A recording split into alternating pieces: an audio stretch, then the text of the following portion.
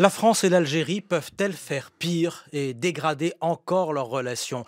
Après des mois de déchirement, une accalmie semblait trouvée. Elle a disparu. Notre invité ce matin pour essayer de comprendre est l'historien Benjamin Stora. Bonjour. Bonjour. Et bienvenue, grand spécialiste de l'Algérie et des relations aussi entre nos deux pays, auteur de très nombreux ouvrages. Je vais en citer deux récents: L'Algérie en guerre, un historien face au torrent des images, édition de l'Archipel, et puis une bande dessinée avec Nicolas Lescanf, Les Algériens en France, une histoire de génération. Ça, c'était à la découverte. C'est votre histoire intime aussi, Benjamin Stora. Vous l'avez raconté également dans des livres, puisque vous êtes né à Constantine en 1950, 12 ans avant l'indépendance. Des hauts, des bas. Depuis cette indépendance, la France et l'Algérie en ont connu énormément, mais la situation a-t-elle déjà été aussi grave ? Effectivement, nous vivons des moments de tension, de crispation et puis de dégel. On a le sentiment que ça va mieux et puis tout d'un coup ça repart. Mais là, cette fois-ci, je crois qu'on s'est installé dans une situation malheureusement durable, puisque depuis l'indépendance de l'Algérie en 1962, il n'y a plus d'ambassadeur de France en Algérie et il n'y a pas d'ambassadeur d'Algérie en France. C'est une grande première. Et le fait est, c'est que cela dure maintenant depuis plusieurs mois.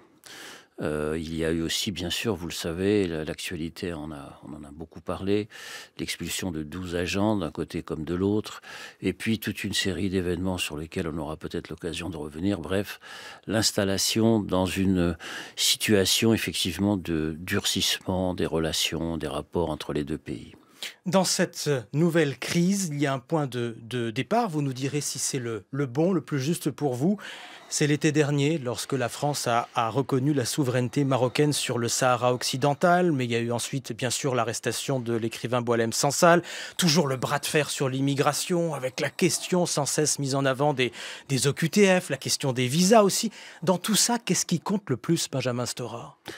Oh, c'est un ensemble, vous savez, même avant la question du Sahara occidental, sur lequel on reviendra peut-être, il y avait eu auparavant des déclarations, par exemple, du président de la République sur la non-existence de la nation algérienne avant l'arrivée française de 1830, ce qui avait provoqué plus que des crispations à Alger. Et puis il y avait eu aussi l'exfiltration par l'ambassade de France à Tunis d'une opposante algérienne, ce qui avait là aussi provoqué des tensions. Mais à chaque fois, les deux présidents avaient réussi à s'entendre à nouveau, à se parler à nouveau.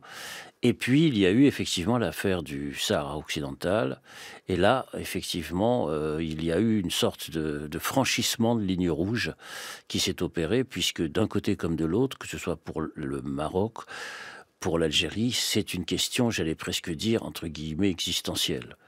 Ça renvoie, disons, à une vieille histoire de frontières entre les deux pays, l'histoire de la colonisation, sur laquelle on aura encore une fois l'occasion de revenir, bien sûr. Mais le fait est, c'est que cette question, disons, saharienne, et l'impossibilité de construire une unité maghrébine, une unité nord-africaine, reste, disons, un très gros point d'histoire à élucider, parce que vous savez, l'année prochaine, en 2026, pardon, il y aura le 100e anniversaire de la création d'une organisation qui s'appelait l'Étoile nord-africaine. L'Étoile nord-africaine a été créée en 1926 dans l'objectif de parvenir à l'indépendance ensemble des trois pays principaux d'Afrique du Nord, le Maroc, bien sûr, l'Algérie et la Tunisie. C'était l'ambition, l'objectif des principaux dirigeants des nationalismes du Maghreb, bien sûr Messali, mais aussi les gens de l'Istiklal marocaine, Al Fassi ou d'autres, ou Balafredj, et puis bien sûr le néo-destour d'Habib Bourguiba. Il y avait la volonté, pendant très longtemps, de faire en sorte que les frontières, l'espace, soient communs entre ces trois pays d'Afrique du Nord pour créer une sorte de bloc, d'espace permettant de regarder face à l'Europe. Force est de constater que les nationalismes, au lendemain des indépendances politiques, l'ont emporté sur cette notion d'unité nord-africaine. Et c'est, dans le fond, nous sommes toujours dans cette situation, c'est-à-dire des litiges de frontières, des appropriations, des querelles, voire des guerres, puisqu'il y a eu la guerre des Sables en 1963 et la Marche verte aussi en 1976, lorsque les Espagnols ont quitté le Sahara occidental et que les Marocains ont marché, disons, pour occuper, s'approprier, disons, ce territoire. Donc malgré le temps qui passe, le sujet est toujours là, beaucoup. Le sujet est toujours là parce que il y a effectivement un espace commun, même langue, même religion, même façon de parler, même dialecte en langue arabe. J'ai vécu, vous savez, 4 ans au Maroc, entre 1998 et 2002, et j'avais le sentiment presque d'être dans le même pays que l'Algérie, où j'ai moi-même vécu très longtemps. Et je ne voyais pas trop de différence, disons, notamment dans la langue, dans le parler, dans le fait aussi, bien sûr, qu'ils appartiennent à un univers, à un monde qui est celui des Berbères islamisés, depuis des siècles et des siècles. Bien sûr, il y avait la présence aussi d'une communauté juive ancienne dans ce territoire gigantesque d'Afrique du Nord et du Sahara. Et puis les nationalismes, encore une fois, comme je le disais, l'ont emporté depuis les tracés de frontières, décidés d'ailleurs par la présence du colonisateur français. Là, on est aussi au cœur du sujet. Nous allons faire ce matin ensemble beaucoup d'allers-retours entre l'histoire et la politique, avec, dans cette toute dernière polémique des derniers mois, un personnage central, le ministre de l'Intérieur français, Bruno Retailleau, qui revendique encore et toujours un rapport de force avec Alger, qui accuse l'Algérie d'agresser la France, c'est le mot qu'il utilise. Le comprenez-vous ? C'est-à-dire qu'en fait, Bruno Retailleau, bien sûr, est dans son rôle de ministre de l'Intérieur pour défendre, disons, les questions sécuritaires en France. Mais le fait qu'un ministre de l'Intérieur en France s'occupe, entre guillemets, des affaires de l'Algérie renvoie à un passé pas si lointain que ça, où l'Algérie était constituée de départements français, et c'était le ministre de l'Intérieur à l'époque qui s'occupait de l'Algérie, puisque l'Algérie était française. L'Algérie n'était pas rattachée au ministère des colonies, comme le Maroc, la Tunisie, l'Indochine ou le Sénégal. L'Algérie, selon le mot célèbre de François Mitterrand, c'était la France. Et donc c'était un ministre de l'Intérieur qui s'occupait de ce grand territoire avec le Sud, le Sahara.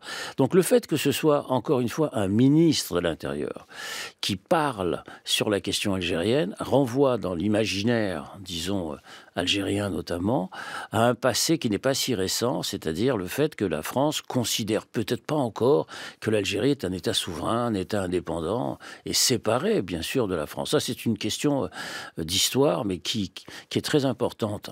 À qui s'adresse-t-il, à votre avis, lorsqu'il prononce ces mots ? À l'Algérie ou à l'opinion en France, Benjamin Stora ? Je pense qu'il s'adresse d'abord à l'opinion publique française.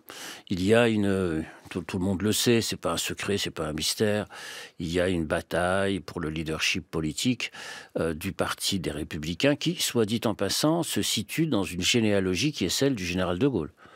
Or, précisément, le général de Gaulle, ne l'oublions pas, était pour la décolonisation. C'est un paradoxe assez étonnant que de voir, disons, les héritiers du général de Gaulle, disons, faire de l'Algérie indépendante une sorte, disons, d'objectif politique prioritaire. C'est assez étrange, alors que le général de Gaulle et le gaullisme, en fait, sont synonymes de décolonisation.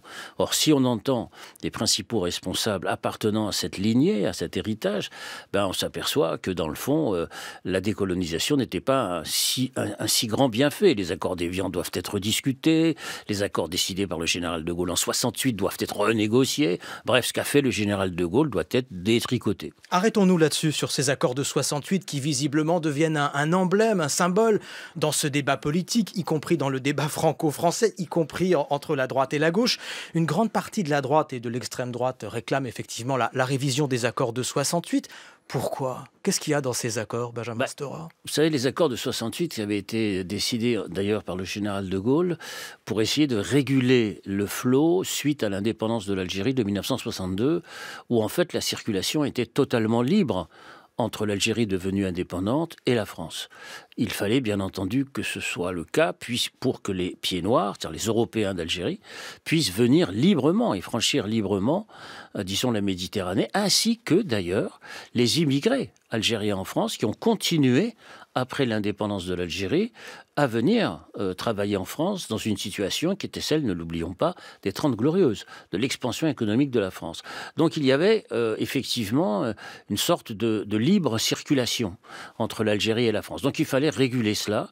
Les accords de 68, c'était une manière de, non pas freiner, mais réguler cette question avec, en contrepartie, des avantages qui étaient laissés aux Algériens, notamment sur la question du regroupement familial, des cartes de séjour, disons des avantages donnés aux étudiants algériens pour favoriser la coopération économique et culturelle. Donc il y avait effectivement un certain nombre d'avantages qui avaient été donnés. Mais dans un contexte, dans une conjoncture qui n'était pas celle, disons, d'un laisser-aller plus grand, mais au contraire, d'une régulation.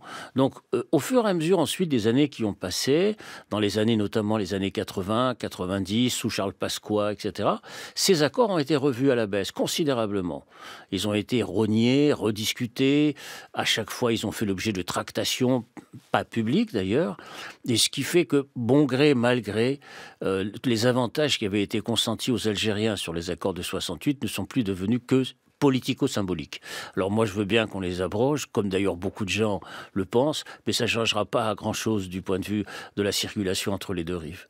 Dans les mots de Bruno Retailleau, vous nous le dites, vous voyez de la politique intérieure, de la politique franco-française, mais dans les mots des autorités algériennes, dans les mots du président Tebboune, dans une rhétorique très dure aussi, très très dure. On a lu les communiqués officiels de l'agence de presse algérienne ces derniers mois.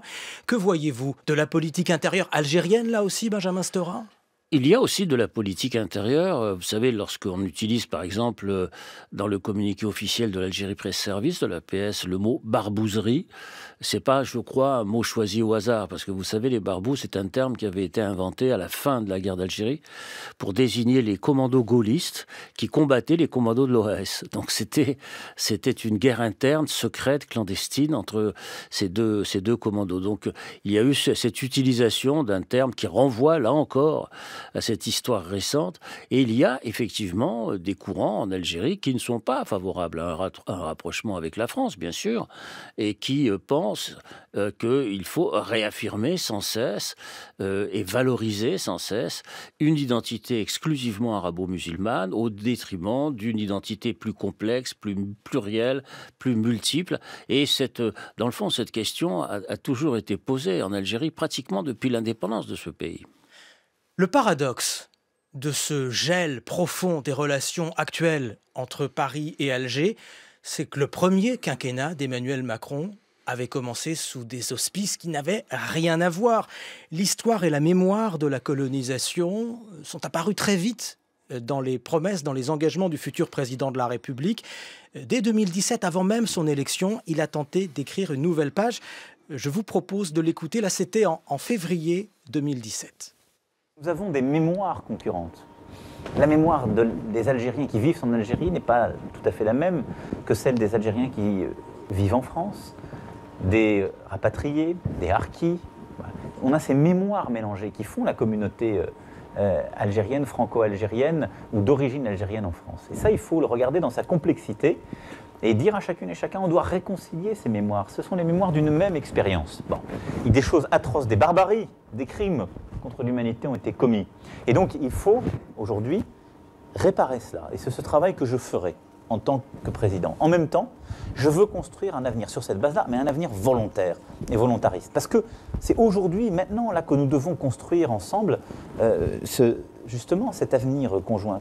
Emmanuel Macron, candidat à la présidence de la République en février 2017, là c'était sur Ecorouc News, avec des mots importants tout de même, Benjamin Stora, et notamment crime contre l'humanité, expression évidemment abondamment commentée à l'époque. Ça partait plutôt bien dans ses relations avec l'Algérie. Qu'est-ce qui s'est passé ? Effectivement, j'avais été contacté par le candidat Emmanuel Macron dès 2016. Pour commencer à réfléchir et à traiter cette question brûlante toujours, qui est d'abord une question aussi franco-française, ne l'oublions pas. Je crois que dans son esprit déjà à cette époque, lorsque nous avons discuté de la possibilité de reconnaissance de crimes commis, c'était aussi d'abord dans une optique très franco-française, par exemple la reconnaissance par la France de l'assassinat de Maurice Audin, militant communiste, mathématicien, dont le corps n'a jamais été retrouvé, et c'était effectivement la première reconnaissance par la France de ce crime d'État. Donc il y avait chez lui cette volonté d'abord. Et puis ensuite, bien sûr, dans la dynamique, disons, de cette reconnaissance, disons, de la responsabilité française par rapport à ce passé colonial, il y a eu effectivement la volonté chez lui, beaucoup plus, j'allais presque dire, d'apaisement des mémoires enflammées que de réconciliation, vraiment. Quelle est la différence entre l'apaisement et la réconciliation? La réconciliation, ça voudrait dire presque qu'on parvienne à une mémoire commune, quelque part. Dans la réconciliation, une mémoire unifiée. Je crois que ça n'a jamais été véritablement l'objectif de parvenir à une mémoire unifiée et commune, mais c'était d'abord d'essayer d'éteindre, disons, cet incendie qui est inflammable, enfin, sur tous les fronts possibles. On peut les énumérer, il y en a énormément. Dans mon rapport, j'avais 22 préconisations. Mais on va en parler tout à l'heure, parce qu'il est important, ce rapport. C'est un rapport que le président de la République vous a demandé, que vous avez rendu il y a 4 ans. Et il est intéressant parce qu'il est précisément à l'articulation de la politique, de l'histoire et de la mémoire. Je voudrais juste d'un mot avant le journal de 8 heures que vous nous parliez de cette visite de 2022 du président de la République à Alger. Le président Tebboune, le président Macron, la main dans la main, des gestes symboliques, jusqu'à des avions de chasse algériens qui raccompagnaient l'avion présidentiel français vers la France. Et puis ensuite, à nouveau, le gel, Benjamin Stora. Vous savez, c'est les relations diplomatiques, politiques entre la France et l'Algérie sont sujettes à des tensions très fortes qui renvoient encore une fois à des mémoires enflammées. Mais qui a la main aujourd'hui? Je vous pose la question rapidement parce qu'on a entendu ces derniers temps non seulement Bruno Retailleau, le ministre de l'Intérieur, mais aussi Jean-Noël Barrot, le ministre des Affaires étrangères, qui a un discours différent d'ailleurs, lui qui met plutôt en avant la main tendue, l'importance d'un dialogue à maintenir, et puis le président de la République aussi qui intervient au coup par coup. Qui a la main et qui doit avoir la main côté français? Je pense que c'est le président de la République qui n'a pas perdu la main sur cette question-là, puisque les deux chefs d'État n'ont jamais cessé de se parler, encore récemment par téléphone longuement. Donc ça n'est pas fini, malgré tout? Non, je crois que ce n'est pas fini. On dira pourquoi ça ne peut pas finir comme ça. On va voir pourquoi et comment. Vous restez avec nous. Merci beaucoup, Benjamin Stora, invité des Matins de France Culture. On vous retrouve maintenant dans une vingtaine de minutes pour la suite de cet entretien. Il est 8h sur France Culture. 6h30, 9h, les Matins de France Culture. Jean Lémarie. L'Algérie et la France plongées dans une régression apparemment sans fin et sans limite.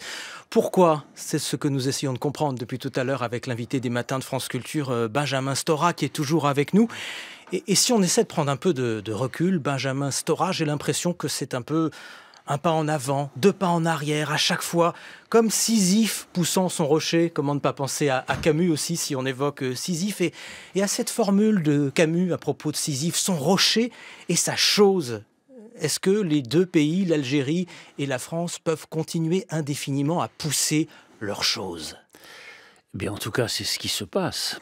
On continue de pousser, de descendre et de monter sans cesse avec ce rocher. Vous savez, c'est très difficile de comprendre les relations si on ne s'inscrit pas dans la longue durée, parce que la France est restée en Algérie 132 ans. 6 générations, c'est colossal, c'est très important.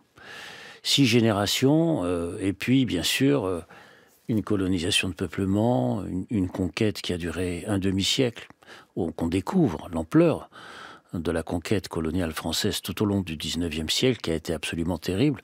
On l'a su notamment grâce à l'altercation célèbre maintenant avec Jean-Michel Apathy. Tiens, on l'écoutera tout à l'heure d'ailleurs. Voilà, et donc défaire, disons, cette relation où à la fois il y a des mélanges, il y a de la mixité, mais il y a aussi des séparations, il y a aussi des haines, il y a aussi des ressentiments. C'est-à-dire une sorte de mélange entre amour et haine qui se mélange sans cesse, parce que il a fallu que, pour que l'Algérie existât, qu'elle se sépare de la France.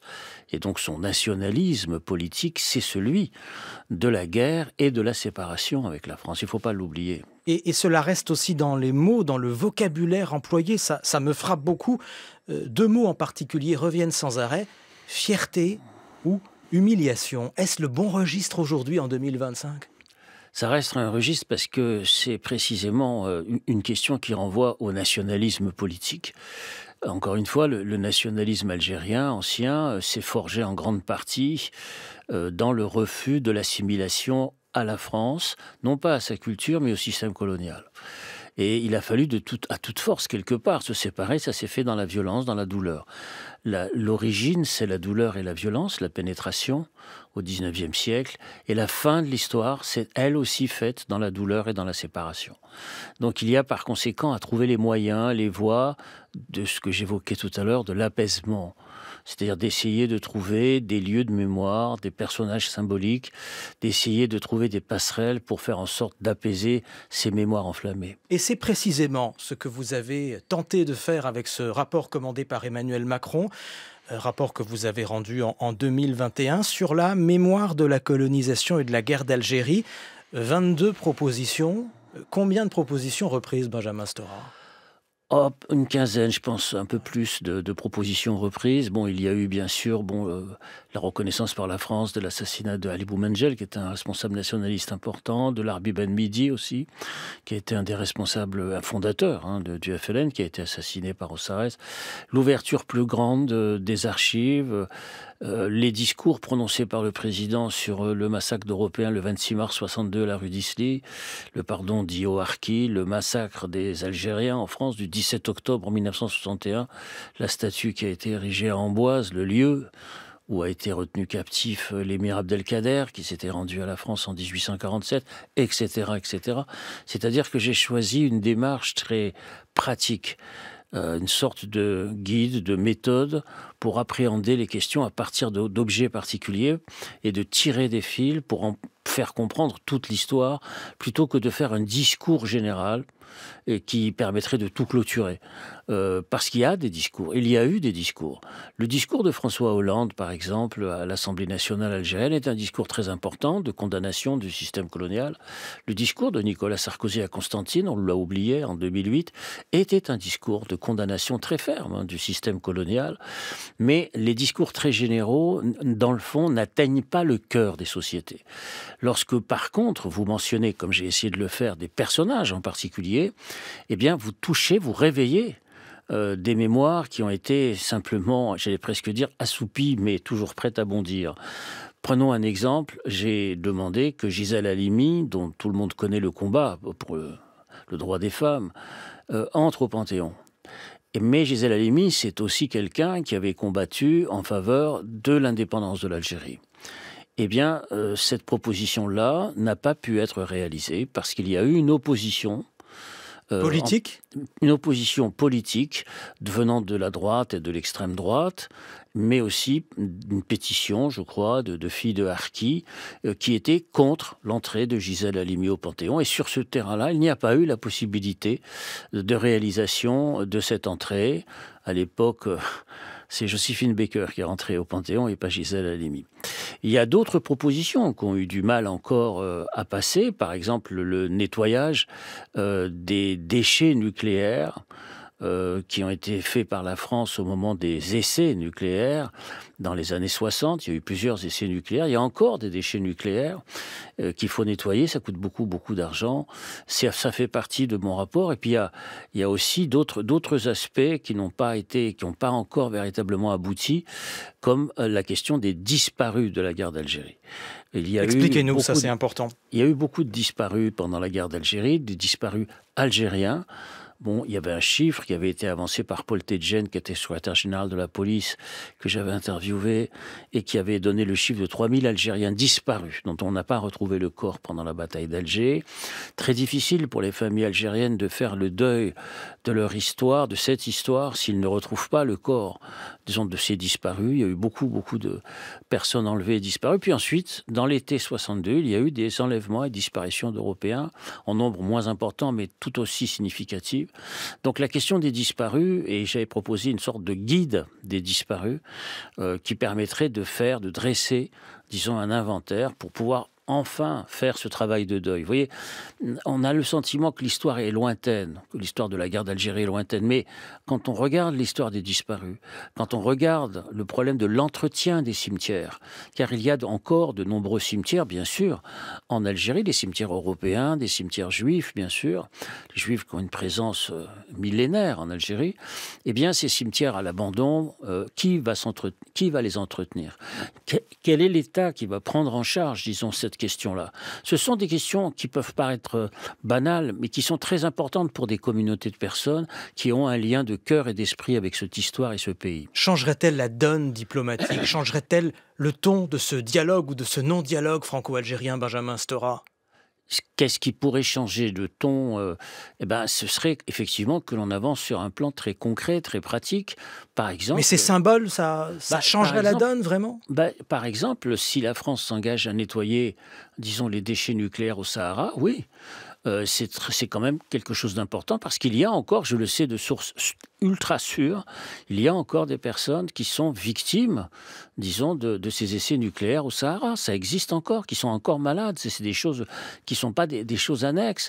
Il y a aussi, disons, des familles qui continuent de chercher leurs disparus. Ce n'est pas des petites choses qui vont les chercher dans les archives françaises, notamment, bien sûr, les archives de l'armée, mais pas seulement. Il y a aussi des archives déposées à Nantes, du ministère des Affaires étrangères. Donc il y a toute une recherche permanente, lancinante, perpétuelle autour d'un pays qui appartenait à la France, qui était encore une fois des départements français et dont on s'est séparé. Et je crois que j'ai pris ces exemples parce que il faut savoir qu'en grande partie le nationalisme politique français, celui-là, s'est construit aussi sur l'Empire. Sur le fait que l'Algérie était un pays gigantesque avec des frontières qui allaient du Maroc, la Mauritanie, le Mali, le Niger, la Libye, la Tunisie, c'était gigantesque. Et le nationalisme français s'est en grande partie construit sur l'empire colonial. Et la fin de l'Algérie française a signifié aussi une crise du nationalisme français. Et le regard politique français aujourd'hui sur la construction de cette nation-là, sur ce nationalisme-là, ce regard, il est important. On va écouter Bruno Retailleau en 2023. À l'époque, il s'occupait de la droite sénatoriale. Il n'était pas encore entré au gouvernement. Le voici. La colonisation, c'est bien entendu des heures qui ont été noires, mais c'est aussi des heures qui ont été belles, avec des mains tendues, etc. Et donc, je pense que à l'origine, ce qu'Emmanuel Macron n'a pas compris, c'est que, en réalité, se promener dans ces pays en faisant repentance, perpétuellement repentance, finalement, on attise la haine de soi, attise le mépris des autres. Et il n'a pas compris non plus dans la politique africaine que, en s'appuyant notamment avec le sommet Afrique-France, avec le Conseil présidentiel pour l'Afrique, beaucoup sur la bourgeoisie africaine, de la diaspora, qui est assez éloignée de ces pays, contre les dirigeants. En réalité, il a introduit une sorte de suspicion et aujourd'hui, une France qui est plus faible. On le voit sur le plan économique. Elle s'affaiblit aussi par la voie diplomatique. Et Emmanuel Macron ne l'a pas compris, malheureusement. Bruno Retailleau, en septembre 2023 sur Sud Radio. Vous entendez cette lecture de l'histoire, Benjamin Stora? Je vous vois sourire. Oui, vous savez, la repentance. Les historiens algériens, dans la commission mixte, ont réclamé, par exemple, concernant l'émir Abdelkader, qu'on lui restitue son Coran personnel qu'il avait sur lui, son bâton de commandement, son épée, et puis son burnous. Et ce sont des objets très simples, disons, à restituer. Ça n'a pas été le cas, ça n'a pas été fait. Et on vient nous parler de repentance. On n'est pas foutu de rendre un Coran, une épée, un burnous. On n'a rien rendu à l'Algérie. Rien. Absolument rien. Je peux vous le garantir.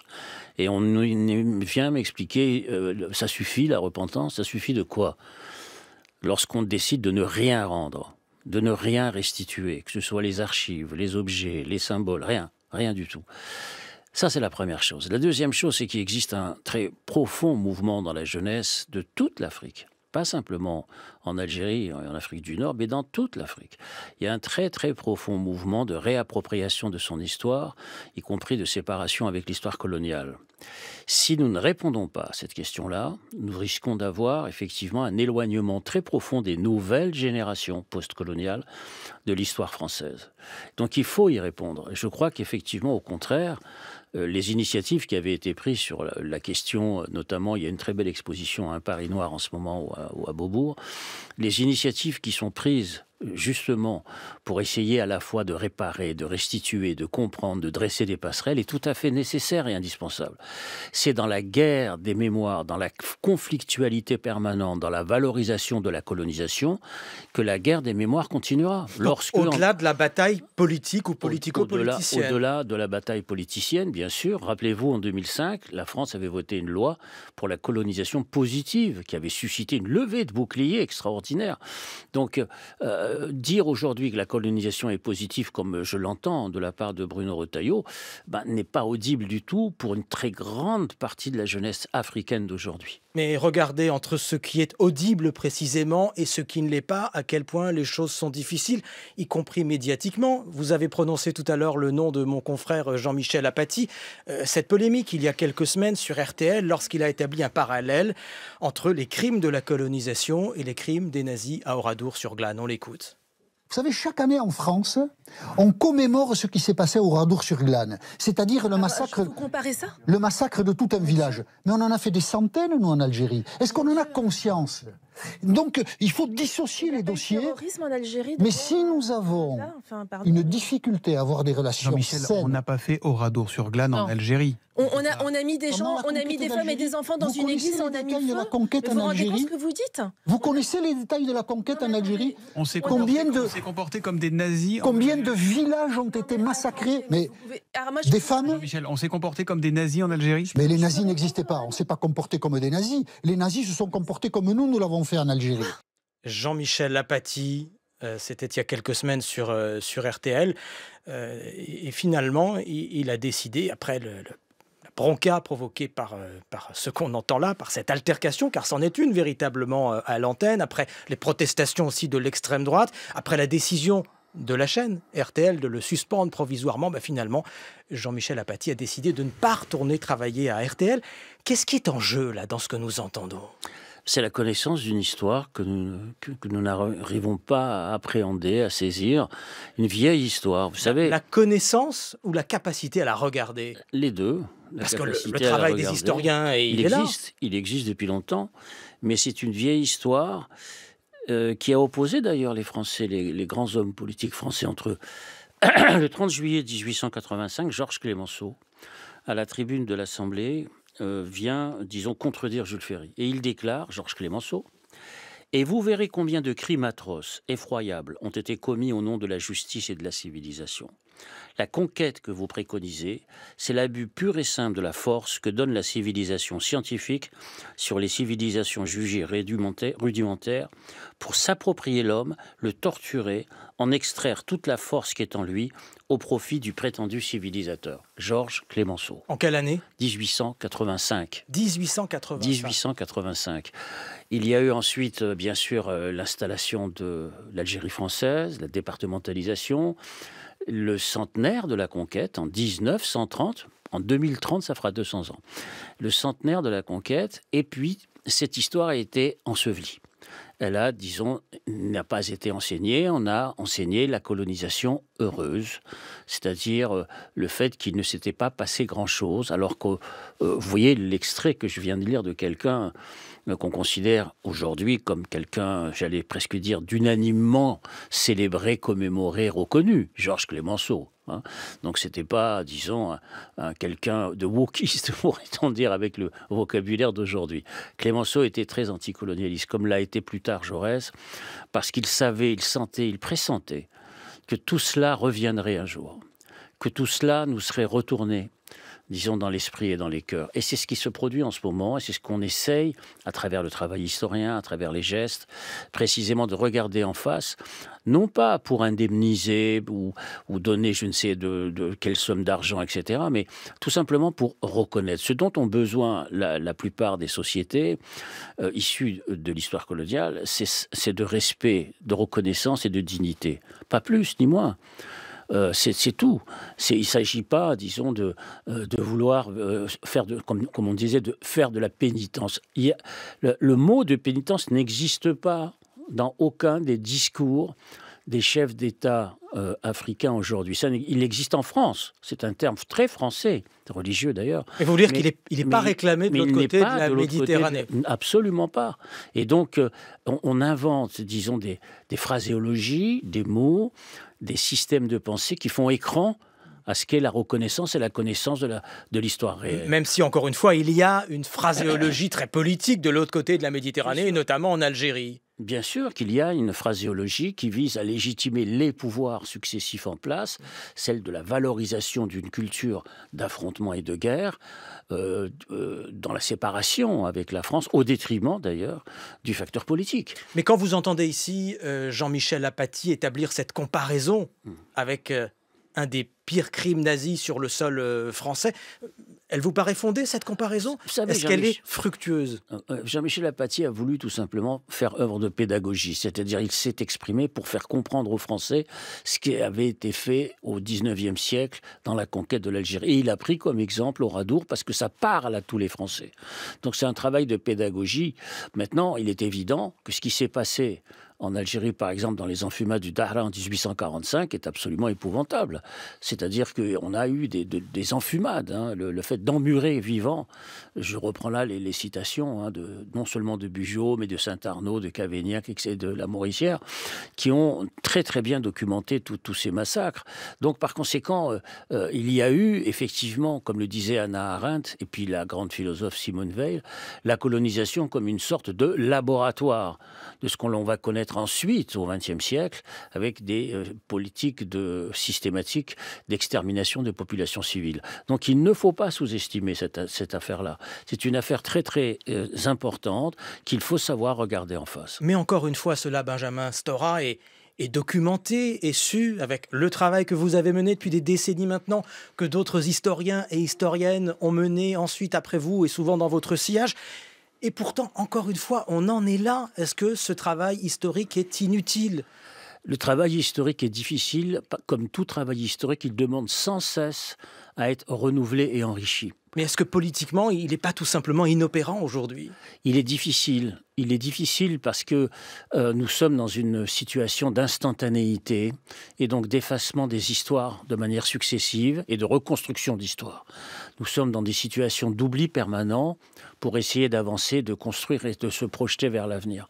Mais en même temps, il y a, encore une fois, une volonté très très forte dans les jeunes générations aujourd'hui, et les jeunes chercheurs en particulier, de savoir ce qu'a été et ce qu'ont été ces histoires. Vous savez ce qui se passe aux États-Unis, c'est très important parce que vous avez des centaines de chercheurs aujourd'hui qui sont inquiets parce qu'ils ne veulent pas que soit remis en question l'ensemble des travaux de recherche sur les origines de la nation américaine, qui, comme on le sait bien maintenant, bien sûr, c'est en grande partie fondé sur, naturellement, l'extermination des Indiens, mais aussi la question de l'esclavage et la reconstruction ou construction d'une nation qui existe, qui est très importante et basée sur des principes que l'on connaît tous. Donc, il est évident que tout ce travail historien, tout ce travail historique, toute cette richesse qui a été accumulée, eh bien, aujourd'hui aux États-Unis, on a peur qu'il se perde. De mon point de vue, ce qui m'intéresse et ce qui m'importe, c'est quoi? C'est le fait que tout ce qui a été acquis ces 5 dernières années, c'est-à-dire tout ce dont on vient de parler à travers, disons, les archives, les personnages reconnus, assassinés, etc., eh bien, tout ce travail d'accumulation de connaissances ne se défasse pas, pour reprendre l'expression de Camus. C'est-à-dire que l'objectif n'est pas tant peut-être de se projeter vers, disons, des situations de transformation radicale des sociétés, mais plus simplement de faire en sorte que l'histoire ne se défasse pas, que les acquis, les connaissances qui ont été, disons, accumulées tout au cours des dernières années ne soient pas perdues. Mais à côté des réalités d'aujourd'hui, économique évidemment entre la France et l'Algérie, migratoire aussi, et on sait combien elle pèse dans le débat. Que pèse-t-il précisément cet acquis, notamment universitaire, historique, que vous mettez tellement en avant et symbolique, Benjamin Stora? Il est très fragile, bien entendu, parce que, encore une fois, on est dans une situation où tout va très vite, on est dans des raccourcis saisissants dans la formation des écritures d'histoire, et donc tout ce qui est accumulation patiente, méthodique, de culture, est menacé. Mais vous continuez à plaider néanmoins pour cette accumulation. Et on en revient au mythe de Sisyphe, évidemment, bien sûr. C'est ça le travail historique, bien entendu. Et ce rocher éternel. Merci beaucoup, Benjamin Stora. C'était bien intéressant de vous entendre ce matin.